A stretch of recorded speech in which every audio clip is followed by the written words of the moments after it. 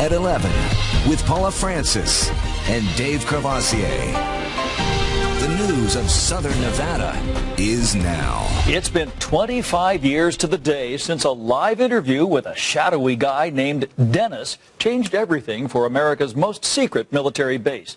Dennis turned out to be a Las Vegan named Bob Lazar, who claimed to work at a secret facility built into a mountainside just south of Area 51. The story started a UFO stampede that continues to this day. Lazar has tried to put the flying saucer stories behind him and has been discredited in the eyes of some critics, but it is a story that simply won't go away. We coaxed Lazar into talking about the last quarter century of UFO craziness. The I-Team's George Knapp has the story. What better way to unwind after a long day than a glass of Groom Lake red wine from the Ailey Inn? Maybe spend a few minutes staring at the paintings you picked up at the Area 51 art show, while perhaps listening to the Bob Lazar music video. The story that Bob Lazar told 25 years ago this week has gone around the world many times over, inspiring books and TV shows and movies. Who knew that Indiana Jones' warehouse is at Area 51?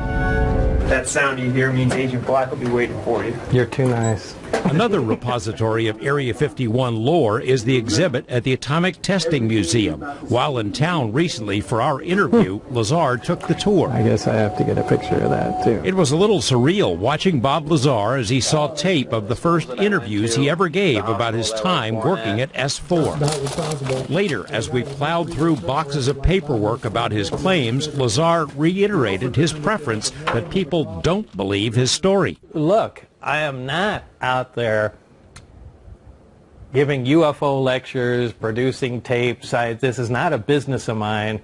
I am trying to run a scientific business. And if I'm the UFO guy, it makes it really difficult. It's to my benefit that people don't believe the story. These days, Lazar and his wife operate a scientific supply firm in Michigan. He's received media coverage because of the odd stuff he sells online, but not everyone has made the connection to Area 51 and the stampede he started back in 1989 when he told of working at S4 south of Area 51, where he saw flying saucers so advanced they had to be from somewhere else. This is a model of the reactor he says was able to generate its own gravitational field, powered by what he called Element 115. Barry turned on the reactor, which was a flat plate and half of a basketball essentially on it, just a hemisphere. And once it was activated, you could not touch the sphere. You put your hand on it, and just like the light poles of a magnet, exact same type of force. He had a little golf ball, and we dropped it on it, and it never hit the sphere and fell off, and then we threw it at it and it rebounded and knocked the ceiling tile out of place.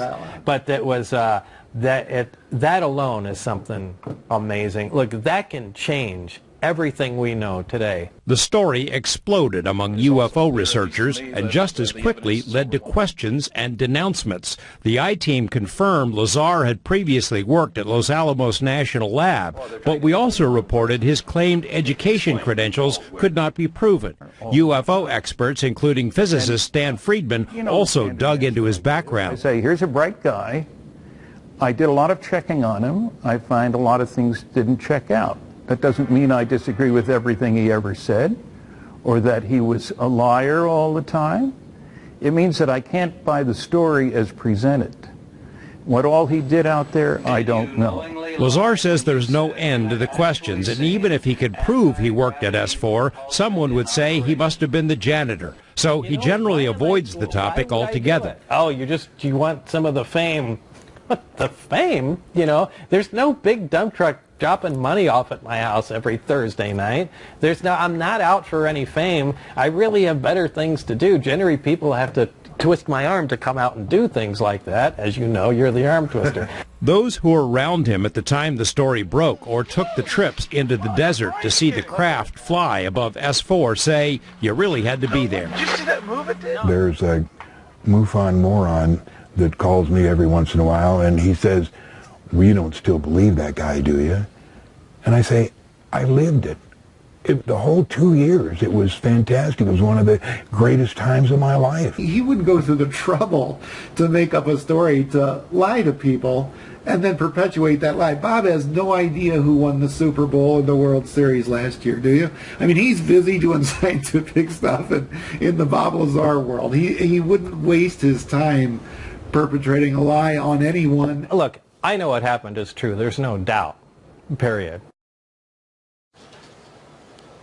Lazar was known to have unconventional interests and a spotty financial record, so why would a top-secret program let him in? One theory is that maybe someone predicted he would spill the beans and was chosen because they wanted the UFO story to be planted. Lazar told us he can't rule that out entirely. We're putting together a special Area 51 section on our website, and we'll be adding material to it over the next few days, including extended excerpts with the most recent interview. And by the way, the Area 51 exhibit is having a grand reopening this Saturday.